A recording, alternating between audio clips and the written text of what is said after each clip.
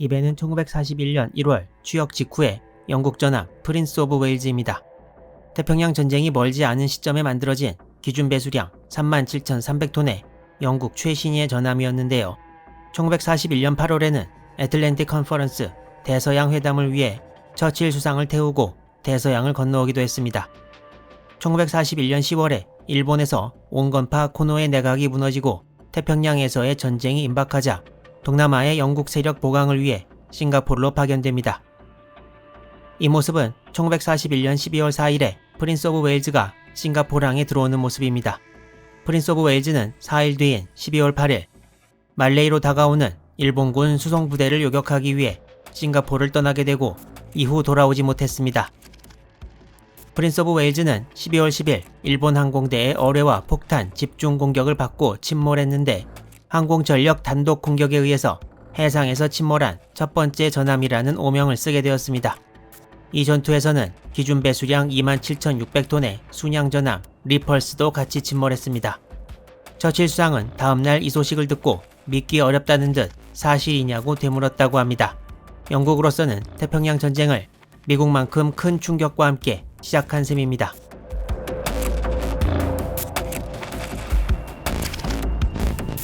이 두 척의 배가 침몰된 후 싱가포르는 해군력을 투사할 수 있는 기지에서 단순 육상 기지가 되었고 싱가포르 함락이 임박하자 남은 함대는 인도네시아와 실론으로 피하게 됩니다. 그리고 1942년 2월 15일에 싱가포르이 일본 수중에 떨어지고 3월에는 네덜란드도 일본에 항복해 인도네시아도 넘어갔습니다. 실론에 위치한 영국 이스턴 플릿 동양함대는 제프리 레이턴 제독이 지휘했는데 쉴 틈도 없이 곧 벵갈만의 안다만 섬에 일본군이 상륙하고 버마 작전이 시작되면서 당분간 안전할 줄 알았던 영국 동양함대에 다시 먹구름이 몰려오게 됩니다. 일본이 동양함대와 실론을 노린다고 생각한 영국은 전력 보강을 서두르고 3월 26일에 제임스 소머빌 제독이 동양함대 지휘권을 넘겨받게 됩니다. 영국이 위협을 느끼고 있을 무렵 일본 해군도 이미 인도양 작전 계획을 수립하기 시작했습니다. 영국은 4월 초까지 호커 허리케인을 비롯한 전투기 110여 대를 실론에 배치했고 144문의 대공포와 레이더 기지 등이 새로 설치되어 다가오는 일본의 공격에 대비했습니다.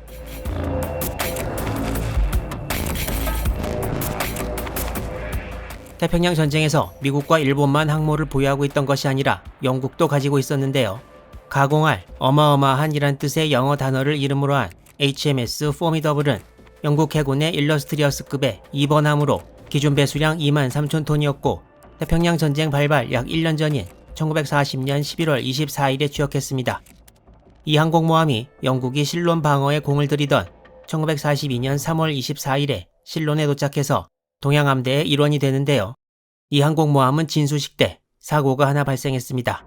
이건 다른 배 사진인데 원래 진수식을 하면서 배를 이렇게 지상에 고정시켜 두었다가 시작되는 순간 거치목을 빼고 물 위로 미끄러져 들어가게 해야 하는데 포미더블은 진수식 때 거치목을 빼기 전에 갑자기 부러져 버리는 바람에 무거운 선체가 주변 장치들을 전부 부수면서 슬립웨이를 통해 미끄러져 들어갔고 이 사고로 진수식을 구경하던 사람 1명이 죽고 20명 이상이 부상을 입었습니다. 그래서 포미더블은 이 사건 이후 스스로 진수한 배라는 별명을 얻었습니다. 포미더블은 같은 급의 다른 항모 한 척과 함께 동양함대에 배속되었는데 바로 이름이 굴복하지 않는 불굴해라는 뜻을 가지고 있는 인다미터블이었습니다. 인다미터블은 일러스트리어스급의 4번 함으로 태평양 전쟁 발발 약 50일 전인 1941년 10월 10일에 취역했습니다. 인다미터블도 포미더블과 비슷하게 사고가 하나 있었는데요. 카리브해 쪽으로 첫 항해를 나갔다가 자메이카 근처에서 좌초된 일이 있었습니다. 인다미터블은 원래 싱가포르에서 프린스 오브 웨일즈 함대에 항공 업무를 제공할 예정이었으나 이 사고 후 빨리 수리를 마치고 복귀했지만 싱가포르에 시간 맞춰 가는 데는 실패했습니다. 만약 인다미터블의 항공기들이 12월 초에 프린스 오브 웨일즈의 업무를 맡았다면 당시 일본 해군 항공대가 실력면에서 영국보다 더 우세했을지라도 영국 함들이 입은 괴멸적인 피해가 조금이라도 줄어들지 않았을까 생각도 듭니다. 2차 대전 발발 후 취역한 이 두 척의 최신형 항공모함 이외에도 영국은 동양함대에 1924년에 취역한 11,000톤급 구형 항공모함 HMS 허미즈도 배치했습니다. 동양함대 기함은 1515년에 취역해서 1541년에 대대적인 보수와 개조를 마치고 그랜드 올드 레이드라는 별명을 가지고 있는 전함 워스파이트였습니다. 동양함대에는 이외에도 4척의 전함, 11척의 순양함, 14척의 구축함이 배속되어 있었습니다. 문제는 동양함대의 대부분의 함정들이 서로 같이 싸워본 경험이 없다는 것이었습니다.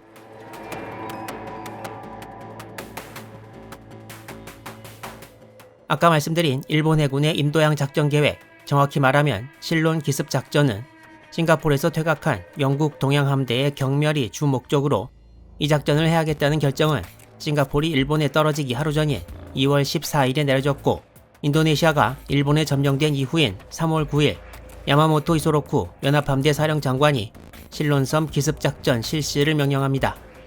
일본군은 실론섬을 공격함으로써 인도에서 버마로 넘어가는 보급을 방해할 수 있다고 보았습니다.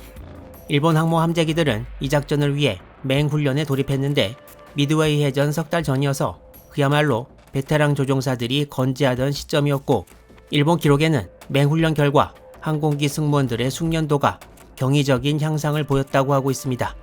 일본 함대는 1942년 3월 26일에 인도네시아를 출발했는데 항공모함은 제1항공전대의 아카기, 제2항공전대의 소류, 히류, 그리고 제5항공전대의 즈이카쿠, 쇼카쿠가 참가했습니다. 일본에서 수리 중인 카가를 빼놓고 진주만 기습에 참가했던 항모들이 전부 나온 것인데요. 진주만에서 미국 함대에 거둔 전과를 이번엔 영국 함대로 다시 만들어보겠다는 의지로 보입니다. 이외에 공고급 전함, 공고, 하루나, 히에이, 키리시마도 전부 따라왔고 다수의 순양함과 구축함, 그리고 잠수함 5척도 참가했습니다. 이 사진은 1942년 3월 30일 작전 지역으로 향하는 일본 함대를 즈이카쿠에서 촬영한 것인데요. 맨 왼쪽의 세 척이 왼쪽부터 아카기, 소류, 히류이고 그 다음부터 히에이, 키리시마, 하루나, 공고순입니다. 일본 함대에서 제3전대가 공고급 전함 4척으로 이루어졌는데 이 4척이 같이 움직인 것은 태평양 전쟁 중 이번이 유일했습니다.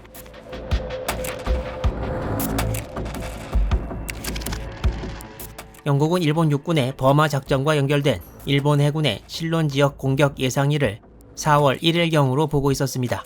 기록에 의하면 영국은 미국의 곧 실론 지역에 대한 일본의 공격이 예상되니 미국 측에서 일본의 뒤쪽을 공격해달라는 요청을 했다고 합니다. 미국은 자세한 얘기는 안 하고 자기들도 무언가를 진행 중이라고 말했는데 미국이 진행 중이었던 것은 4월 18일에 행해졌던 둘리틀 폭격으로 이후 밝혀졌습니다. 영국 측은 일본 해군의 실제 공격일도 1일로 알고 있었고 일본 함대에 항공모함이 5척이 아니라 2척이 있는 것으로 알고 있었습니다. 영국 해군 지휘부에서도 이 같은 잘못된 정보를 수정해주지 못한 채 전투가 시작됩니다. 또한 소머빌 제독은 휘하 동양 함대를 2부대로 나누는데 포스 A에는 2척의 최신의 항공모함 그리고 개조된 전함 워스파이트와 비교적 신형 함정들 그리고 포스 B에는 구형 항공모함인 허미즈와 구형 전함 4척을 배치했습니다.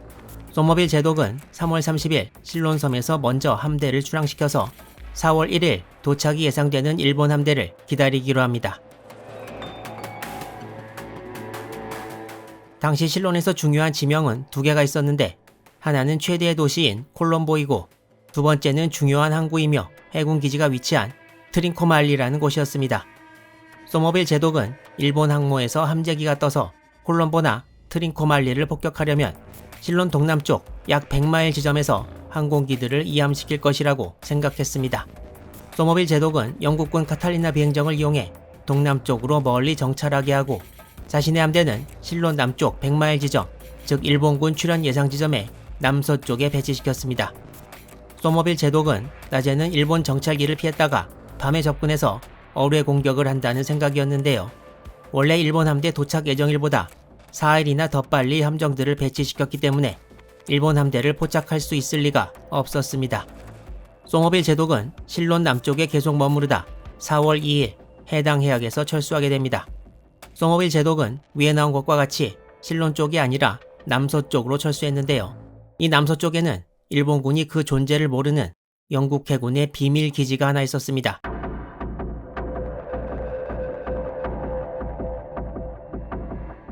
실론에서 남서쪽으로 약 750km 정도 가면 여러 개의 섬으로 이루어진 몰디브라는 곳이 있습니다.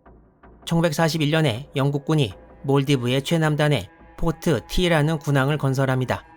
당시 실론의 콜롬보나 트린코말리는 대규모 함대가 사용할 만한 충분한 시설을 갖추지 못했고 하나의 대안으로 포트 T가 건설되기 시작한 것입니다. 1942년 4월 2일 늦게 소머빌 제독의 함대가 재급유를 위해 간 곳도 바로 이 포트 T였습니다. 영국 함대는 입수한 정보의 정확성에 의심을 품으며 4월 4일 오후 4시경 포트 T에 도착합니다. 또한 소머빌은 중간에 중순양함 코널과 도세셔 그리고 항모 허미즈를 이전에 세웠던 계획에 따라 실론으로 돌려보냈습니다. 하지만 나머지 동양함대가 포트 T에 도착했을 무렵 실론섬 쪽에서 일이 터지고 말았습니다.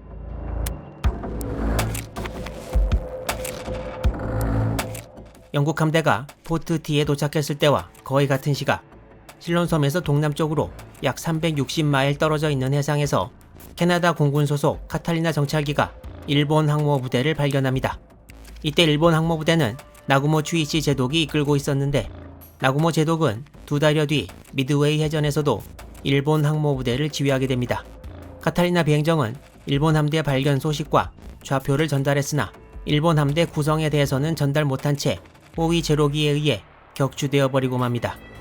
카탈리나에서 탈출한 승무원은 일본 구축함 이소카제에 수용되었습니다.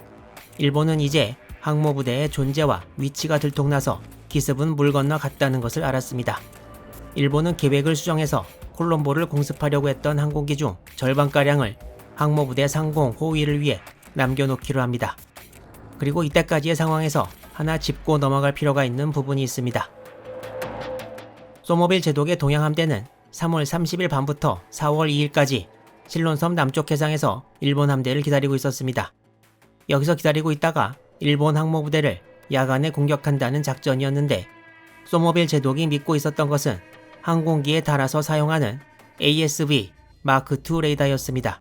그렇지만 이 레이더는 탐지할 수 있는 거리가 30에서 40km밖에 안 되었고 훈련 정도도 모자라서 실제로 제대로 일본 함대를 탐지할 수 있을지 의문시되었고 일본 함대의 주특기가 야간 해전인 것도 잘 모르는 상태 그리고 결정적으로 잘못된 정보 분석으로 일본 항모가 5척이 아니라 2척이라고 알고 있었습니다. 영국 함대는 일본 함대 원래 도착일도 잘못 파악해서 며칠 먼저 가 있다가 퇴각했는데요. 만약 일본 함대가 영국이 예상한 일시에 실론 근해에 도착했다면 압도적인 전력차로 일본 함대가 영국 함대를 괴멸시켰을 것이라고 쉽게 예상할 수 있습니다.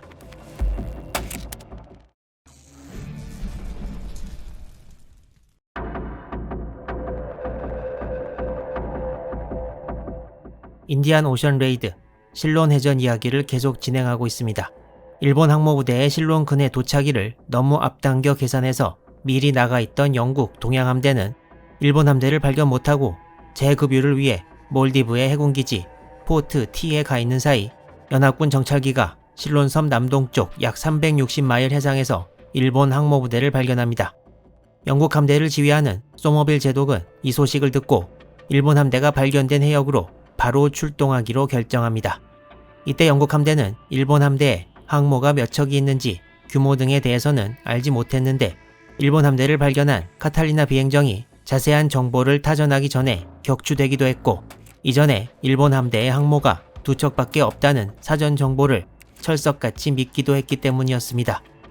문제는 영국 함대가 포트 T에 도착한 시점과 일본 함대 발견 소식이 시간차가 거의 안 나서 전체 함대가 재급유를 전부 마치지 못했다는 것이었습니다. 결국 영국 함대에서 재급유를 먼저 하고 빨리 마친 신형 함정 위주의 포스 A가 먼저 출항하고 구형 항공모함과 전함으로 이루어진 포스 B는 4월 5일이 되어야 출항할 수 있게 됩니다. 아마도 소머빌 제독은 일본 항모는 무조건 2척이니까 포스 A의 신형 항모 2척으로 맞아 싸울 수 있다고 생각했을 것입니다. 또한 영국 함대는 포트 T로 향할 때 일본 함대의 위협이 줄어들었다고 판단했는지 원래 다른 호위 임무 및 수리가 급했던 중순양함 2척과 구형 항모 허미즈를 다시 실론으로 보내 영국 함대는 3개의 부대로 나뉘는 상황이 되고 말았습니다. 또한 소머빌 제독이 새로운 정찰 결과를 조금 더 기다려서 일본 함대 구성을 최종 확인하지 않고 바로 포스 A를 일본 함대 쪽으로 출동시킨 것도 아쉬운 부분이라고 이후에 평가되고 있습니다. 하지만 이때 이 정찰기가 보낸 무전을 포착한 일본 기록에 의하면 그 무전의 내용은 전함 3척, 항공모함 1척이 접근하고 있다는 것이어서 일본 함대를 처음 발견했던 이 정찰기도 일본 항모들을 전부 발견하지는 못한 것으로 보입니다. 이제 서로를 발견한 영국, 일본 함대의 움직임이 바빠지기 시작합니다. 1942년 4월 4일 오후 일본 함대의 대략적인 위치가 확인된 후 영국은 실론에서 오후 5시 45분에 다시 정찰기를 띄워 일본 함대를 감시하게 합니다. 이 정찰기는 오후 10시 37분 일본 함대를 다른 위치에서 발견하는데 이 위치는 실론섬 남단에서 약 517km 정도 떨어져 있는 곳입니다. 따라서 일본 함대는 4월 4일 오후부터 밤까지 서쪽으로 항진했던 것으로 추측됩니다. 일본 함대는 적에 발견되었다는 것을 알고 있었지만 콜롬보 공습은 예정대로 진행하기로 합니다. 날은 바뀌어 4월 5일이 되었고 이 정찰기는 구름을 이용해 잘 숨어가면서 일본 함대에 들키지 않고 있다가 4월 5일 오전 6시 15분 실론섬 남쪽 약 180km 지점에서 일본 함대의 위치를 타전하고 약 90분 후 격추되어 버리고 말았습니다. 4월 4일 오후부터 5일 아침까지 실론섬의 영국군도 공습 대비에 들어갔습니다. 소모빌 제독 이전에 동양 함대를 지휘하던 제프리 레이턴 제독이 당시 커맨더 인칩 실론으로 실론 지역의 총사령관이었습니다. 레이턴 제독은 공습 대비를 하면서 콜롬보 항에 군함들이 정박해 있다가 당하지 않게 전부 바다로 나가라는 명령을 합니다.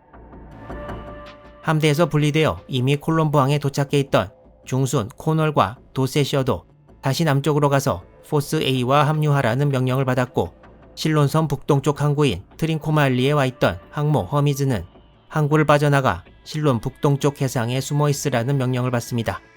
실론의 모든 영국군 전투기들은 4월 5일 오전 4시에 스탠바의 지시를 받고 명령이 떨어짐과 동시에 이륙할 수 있도록 준비 태세를 갖춥니다.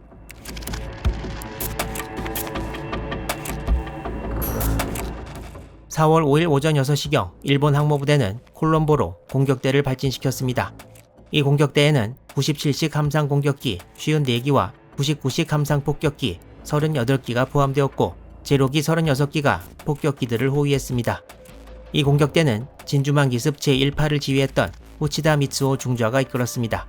일본 공격대가 발진해서 북쪽으로 향하고 있을 때 콜롬보에서도 카탈리나 정찰기가 이륙했습니다. 이 카탈리나 정찰기는 실론 남쪽 해상에서 북쪽으로 가는 10여 대의 일본 항공기들을 목격합니다. 일본 항공대는 항모 히류의 적 정찰기 목격 사실을 타전했지만 카탈리나 정찰기는 이 항공기들이 영국 항공기인 줄로 착각하고 보고를 못하고 맙니다. 이때가 오전 6시 45분이었고 만약 보고가 제대로 들어갔으면 콜롬보의 영국 전투기들이 제때 이륙해서 일본 항공대를 공격할 수 있었지만 그 기회를 놓친 것입니다. 이것이 영국군이 다가오는 일본군 항공대를 놓친 첫 번째 실패였고 더 결정적인 두 번째 실패도 있었습니다. 실론섬 콜롬보 지역을 확대한 이 사진을 보면 왼쪽에 콜롬보항이 보이고 콜롬보항에서 동남쪽으로 내려가다 보면 보이는 것이 바로 현재 콜롬보 시내에 위치한 로열 콜롬보 골프클럽입니다. 이 콜롬보 골프클럽의 첫 모임이 1880년에 있었다는데요. 태평양 전쟁 때는 이 골프클럽에 영국군 레이더 기지가 설치, 운영되었습니다. 이 골프장에 있던 레이더 기지의 이름이 AMES-254였고 트린코말리 쪽에 있는 기지는 AMES-272였습니다. AMES-254는 일본군의 공습이 예측됐던 3월 18일에 운용 요원들이 도착했고 22일에 설비가 도착해서 25일에 기지가 완성되었고 28일에는 전화선 연결도 되었습니다. 언제 닥칠지 모르는 일본 항공대를 막으려고 그야말로 속전속결로 레이더를 설치한 것인데요. 원래 이 레이더 운용 요원들은 이집트에서 경험을 쌓은 베테랑들이었는데 레이턴 제독이 처칠 수상에게 나중에 보낸 전문에 의하면 주변에 있는 산으로 인한 간섭이 상당히 많았다고 합니다. 그리고 실제 운영을 해보자 운용 요원들의 근무 시간이 unequally divided, 즉 누구는 짧게 근무하고 누구는 길게 근무해서 후자는 피로도가 매우 높았는데 이 부분이 일본 항공대가 공습을 가하던 그때 큰 영향을 미쳤다고 합니다. 이상과 같은 이유로 일본 항공대가 접근할 때 레이더 기지는 조기 경보를 내리지 못했고 빨리 연락을 받고 이륙해서 고도를 확보하고 일본기를 요격해야 할 영국군 전투기들이 폭격당하기 직전 혹은 폭격 도중에 이륙하는 사태가 벌어졌습니다. 힘들여 설치한 레이더는 아무 소용이 없었습니다. 당시 일본 공격대는 실론 서해안이나 내륙으로 들어온 것이 아니고 서쪽 바다를 통해 멀리 떨어져서 오다가 콜롬보 남부로 진입해 목표물로 향했습니다. 일본기들은 대략 오전 7시 30분부터 콜롬보의 비행장과 항구 등 목표물에 공격을 시작했습니다. 조기 경보가 없다시피 했지만 영국 항공기들은 최대한 빨리 요격에 나섰습니다. 당시 영국 조종사의 증언에 의하면 콜롬보 항을 지키러 이륙한 항공기들이 도착했을 때는 이미 일본 폭격기들이 공격을 개시했고 전투기들은 더 높은 고도에서 엄호하고 있어서 일본 폭격기들을 공격하는 영국 전투기들이 많은 피해를 입었다고 말하고 있습니다. 이날 상공의 날씨가 매우 좋지 않아 일본 폭격기들이 애를 먹었던 것이 그나마 행운이었습니다. 1942년 4월 5일은 부활절이었는데요. 그래서 이날의 공격을 이스터 선데이 레이드라고 부릅니다. 4월 5일 아침의 공격에서 일본은 콜롬보의 여러 지상 시설물 등을 공격했고 수리 중이라서 항구 밖으로 못 피한 구형 구축함 HMS 테네도스가 침몰했습니다. 영국 측은 이날 공습에서 항공기 26기를 잃었고 일본 측은 7기를 잃었습니다. 일본기들은 이미 콜롬보 항에 영국 군함이 없는 것을 목격했는데요. 영국군은 정찰기의 실수와 레이더 기지의 문제로 일본 항공대에 제대로 맞서 싸우지 못한 것이 오점으로 남게 되었습니다. 이는 이후 영국 동양함대의 근거지를 실론에서 철수시키는 결정에 일조하게 됩니다. 한편 일본 항모부대는 콜롬보에 대한 제2차 공격을 준비하고 있던 도중 인근 해역을 정찰하고 있던 일본 함대 정찰기로부터 어떤 연락을 받고 콜롬보에 대한 제2차 공격을 취소합니다.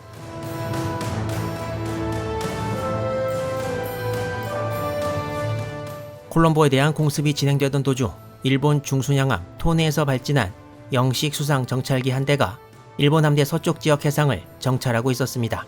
일본 중순양함 토네는 위와 같은 영식 수상 정찰기 6기를 탑재해서 항모부대가 출동할 때 자주 전방에서 정찰 임무를 맡아 수행했습니다. 오늘도 예외가 아니었고 토네의 정찰기는 4월 5일 오전 10시경 일본 항모부대에서 약 350km 남서쪽에서 적 순양함 2척을 발견했다고 보고합니다.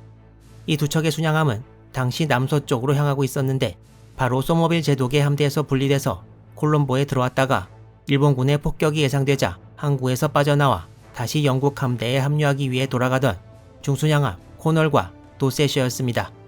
이때 도세셔는 미뤄진 수리를 위해 그리고 코널은 호주로 가는 수송선단 호위를 위해 함대에서 분리되었다가 일본군에 걸린 것인데요. 이제 일본 항모에 남아있던 다른 항공대의 공격 대상이 되고 말았습니다.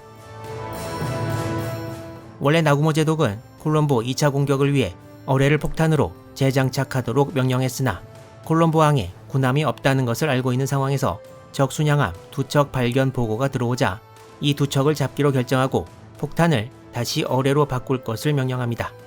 어뢰 재장착이 시간이 소요돼서 대신 이미 준비가 되어 있던 소류와 희류의 함폭들이 출격합니다. 영국의 두 중순양함들은 자신들이 발견되었다는 것을 알아챘으나 따라오는 일본 수상기를 따돌릴 수 없었습니다. 한편 몰디브의 포트티에서 급히 출발한 소모빌 제독의 함대는 계속 실론 쪽으로 전진했습니다. 이때 이미 영국 함대는 콜롬보에 일본 항공대가 공습을 감행했다는 것을 알고 있었습니다. 콜롬보 공습에 참가한 일본 항공기는 128대였고 영국 측은 콜롬보에 나타난 일본 항공기가 75대 정도라고 추측했는데 75대가 맞다고 봐도 규모로 볼 때 일본 항모는 2척이 아니라 더 있는 것이 이제 명백해졌습니다. 그럼에도 불구하고 항모 2척을 보유한 소모빌 제독은 계속 일본 함대 쪽으로 접근했는데요. 소모빌 제독이 이 같은 선택에 대해 직접 설명하지는 않았지만 영국 함대가 보유한 레이더를 이용해 필요하다면 일본 항공대가 들이닥치기 전에 미리 피할 수 있다고 생각했다는 의견이 있습니다.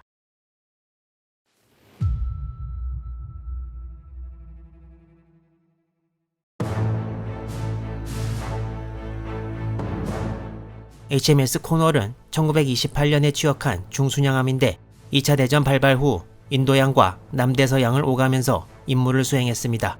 코널은 총 4문의 4인치 대공포를 탑재했고 폼폼이라고 불리는 2파운드 대공포 4문을 보유해서 대공 화력이 상대적으로 약한 편이었는데 장갑도 현 측이 1인치밖에 안 돼서 곧 다가올 일본 한폭의 공격을 제대로 막을 수 있을지 의문이었습니다. HMS 코널과 같이 움직이고 있던 HMS 도세셔는 4인치 대공포가 2연장으로 총 8문 설치되어 있었고 2파운드 펌폼도 24문 설치되어 있어서 코널보다는 사정이 나았습니다.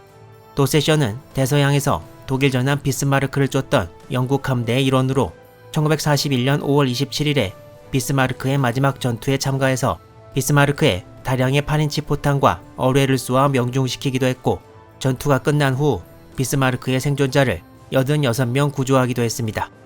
이렇게 코널과 도세셔 둘 다 나름대로 2차 대전 역사의 현장에 있었던 군함들인데요. 이번엔 본대에서 분리돼 항공 어머도 없는 상황에서 일본군을 상대로 절체절명의 위기를 맞습니다.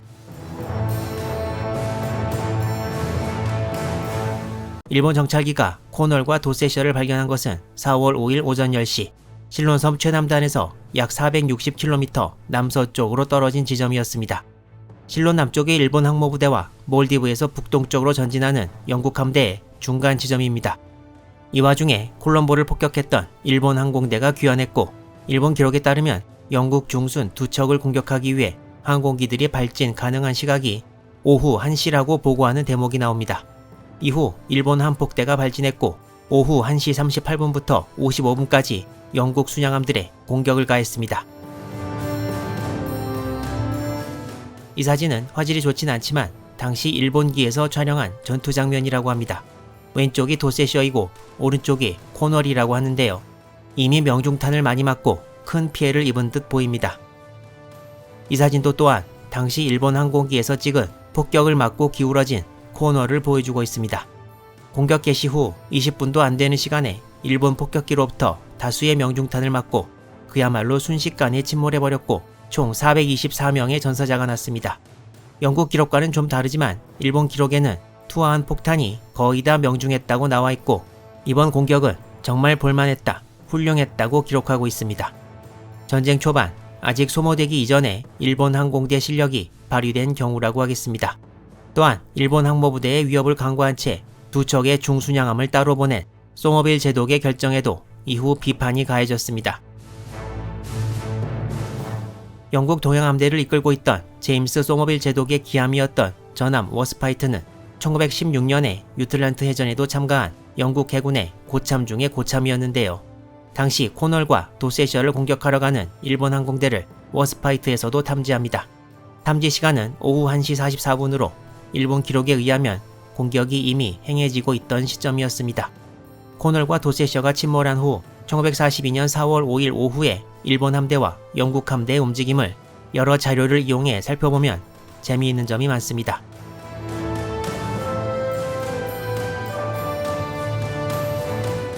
나구모 제독은 콜럼보 폭격대를 발진시킨 지 얼마 되지 않은 오전 8시 30분 항모부대를 남서쪽으로 선회시켜 항진하기 시작했습니다. 남서쪽 방향 항진은 콜럼보 공격대가 귀환해서 착함하는 데 유리한 방향이기도 했고 이후 중순양함 코널과 도세셔가 위치해 있는 방향이기도 했습니다. 이후 일본 함대는 속도를 28노트로 올렸고 포트 T에서 출발해서 실론으로 가고 있는 소머빌 제독의 함대와 계속 가까워지고 있었습니다. 일본 함대가 중순양함들을 오전 10시에 발견하고 최종 침몰시킨 것은 오후 2시경. 콜럼보 공격대를 다시 착함시키고 콜럼보에 대한 공격을 또다시 준비했다가 취소하는 과정에서 영국 중순양함에 대한 공격은 발견 이후 즉시 이루어지지 못하고 지체되었던 것으로 보입니다. 아까 언급했던 전함 워스파이트가 중순양함들을 공격하는 일본 항공대를 탐지했을 때 영국 함대와 중순양함들 간의 거리는 약 130에서 140km 정도였다고 합니다. 그리고 이때는 일본 항모부대도 어느 정도 남서쪽으로 진행했을 시점이기도 했습니다. 그렇다면 공격당하고 있는 중순양함들을 사이에 두고 두 함대가 서로 상당히 접근했다는 것인데요. 당시 영국 중순양함들을 처음 발견하고 계속 따라왔던 중순양함 토네의 정찰기는 중순양함들을 좀 더 앞서 나가 정찰을 하지만 영국 함대를 발견하는 데는 실패합니다. 이 정찰기가 아마 10분만 더 비행했어도 영국 함대를 발견할 수 있었을 것으로 추측되고 있습니다. 영국 함대를 오후 2시경에 발견했다면 일본 항모부대가 바로 공격대를 출격시켰을 것이고 영국은 항모 2척을 포함해 또 한 번의 큰 위기를 맞이했을 것입니다. 페어리 알바코어는 1940년에 도입된 영국 뇌격기인데 어뢰 공격 말고도 정찰에다 수평 폭격과 급강하 폭격까지 염두에 두고 만들어졌습니다. 그리고 독일 전함 비스마르크 추격전에서 한몫을 한 페어리 소드피쉬와 같이 운용되었습니다. 항공기 이름 붙이는 방법이 나라별로 참 여러 가지가 있는데 이 두 항공기에 붙은 이름 중에 알바코어는 참치의 한 종류이고 소드피쉬는 한국어 이름이 황새치입니다. 그리고 이 사진은 지금 동양함대에 소속되어 있는 항모 HMS 포미더블이 1942년 초 북아프리카에서 작전 중에 함재기로 있던 알바코어를 찍은 것으로 알려져 있습니다.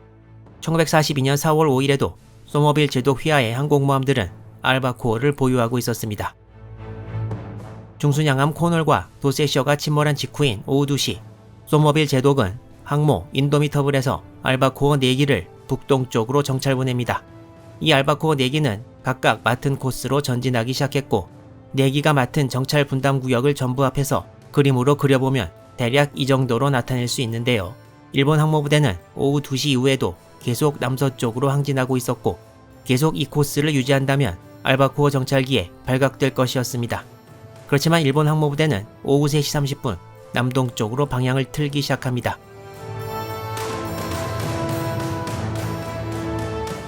일본 항모부대가 오후 3시 30분 남동쪽으로 방향을 틀었으나 이는 즈이카쿠, 쇼카쿠의 제5항공전대와 다른 함들이었고 제2항공전대의 소류, 희류는 오전부터 북서쪽으로 잠시 항진하는 등 오후에도 본대를 바로 따라가지 않고 함대의 진로를 위장하는 듯한 모습을 보였습니다.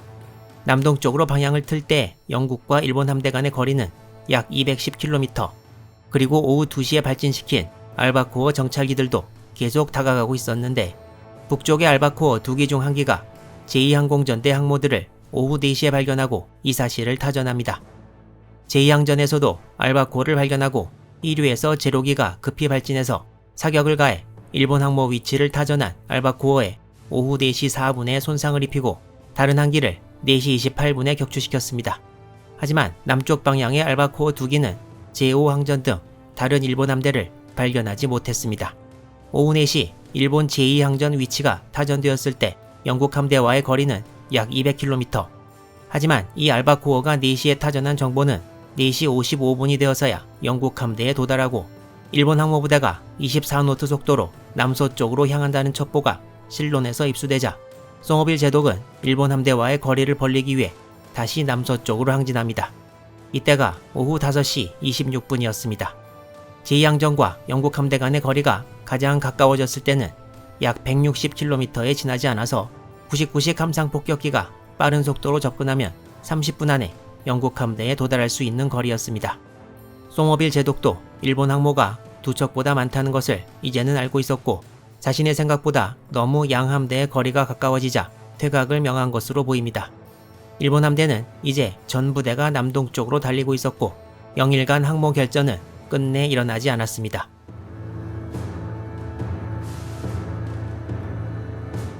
하지만 나구모 제독의 남동쪽으로의 기동은 이해하기 어려운 면도 있습니다. 일본 항모부대가 알바코어 정찰기를 목격한 것은 오후 4시. 이때 이미 일본 항모부대의 제5항전은 남동쪽으로 방향을 틀었지만 30분밖에 경과 안 되었고 제2항전은 아직 방향도 틀기 전이었습니다. 일본군은 알바코어가 일단 항공모함용이고 발견 위치가 육지에서 멀기 때문에 영국 항모가 근처에 있다는 것을 쉽게 파악했을 것입니다. 또한 당시 해지는 시각이 오후 6시 30분이어서 마음만 먹었다면 정찰기를 다시 보내 영국 항모를 찾아내려고 할 수 있었지만 결국 그렇게 하지 않고 남동쪽으로 계속 함대를 끌고 갑니다. 나구모 제독은 영국 항모 전단의 격파가 꼭 성취해야 할 목적이라고 생각하지 않았을 수도 있고 또한 콜럼보 공격대를 지휘했던 후치다 미츠오가 이후 제시한 설명으로는 당시 정찰기가 모함으로 돌아오는 길을 잃는 경우가 종종 있어서 유도 신호를 보내곤 했는데 이게 영국 측에 포착되면 항모부대의 위치가 들통날 수 있기 때문에 고심 끝에 정찰기를 보내지 않기로 했다는 얘기도 있습니다. 하지만 나구모 제독은 영국 함대가 나타난 남서쪽으로는 정찰을 수행하지 않았고 중순양함 코널과 도세셔가 남서쪽으로 항진하고 있었던 것에서 남서쪽에 무언가 있을 것이라는 생각을 했어야 한다는 비판도 듣습니다. 또한 영국 함재기 발견부터 해지는 시각까지 2시간 30분이면 영국 함대의 위치에 따라 만약 가깝다면 한 번 공격은 충분히 할 수 있었는데 이를 위한 정찰기조차도 안 보냈다는 점. 어느 쪽이든 간에 나구모 제독은 이날 상당히 소극적으로 작전을 펼쳤다는 비판을 받고 있습니다. 후치다 미츠오도 전후회상에서 자신이 오랜 기간 지휘를 받은 나구모에 대해 전쟁 중 투지를 많이 잃어버리고 신통치 않은 모습을 보여주었다고 말하기도 했습니다. 영국과 일본 함대가 결전을 벌이지 못하고 서로 떨어진 이후 영국 측 정보부대는 이제 일본 함대에 최소 4척의 항모와 3척의 전함이 있다는 것을 알았습니다. 동양함대 전력으로 당해낼 수 없다는 것을 안 소모빌 제독은 4월 8일 오전 몰디브의 포트 T로 함대를 피신시킵니다. 같은 날 오후 3시 17분 실론섬 동쪽에서 일본 함대가 카탈리나 정찰기에 목격됩니다. 일본 함대는 실론섬 동쪽 트린코말리항을 공격하러 다가오는 것이었는데 이를 미리 알게 된 영국 측은 항모 허미즈를 포함해 트린코말리항을 다시 한번 비웁니다. 그리고 다음 날인 4월 9일 오전 7시 일본 항공대가 트린코말리를 폭격합니다.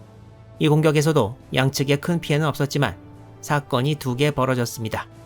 같은 날 오전 10시 25분경 전투기 엄호가 없는 9대의 영국 브리스톨 블레나임 폭격기가 일본 항모부대를 급습했습니다. 비록 명중탄은 못 내고 5기가 격추되었지만 일본 함대 상공호위대에 들키지 않고 들이닥치는 데 성공해 미드웨이와 비슷한 양상을 보였습니다. 또한 구형 항공모함 허미즈가 일본 항공대를 피하다가 발견돼 집중 폭격을 맞고 실론 동쪽 해상에서 침몰하고 말았습니다. 결국 일본은 항모 한 척, 중순양함 2척에 많은 수의 영국 항공기들을 파괴시켰으나 신형 항모 2척을 포함한 영국 동양함대의 주력은 그대로 남게 되었습니다. 영국은 이번 인디안 오션 레이드 실론 해전에서 일본 해군의 역부족이라고 결론 내린 후 동양함대 기지를 실론에서 케냐로 옮기고 신형 항모 2척을 포함한 실질적인 전력인 포스 A는 인도 봄베이에 위치시킵니다. 영국은 인도양에 일본 해군이 다시 진출할 것을 염려했지만 바로 다음 달인 5월에 사노해 해전, 6월에 미드웨이 해전을 치르고 8월부터 과달카날 전역이 시작되면서 인도양으로 돌아갈 여력은 사라지고 맙니다. 지금까지 실론 해전을 포함한 버마 전역 초반전을 시청해주셔서 감사드리고 이후 단편과 다음 시리즈도 기대해 주시기 바랍니다.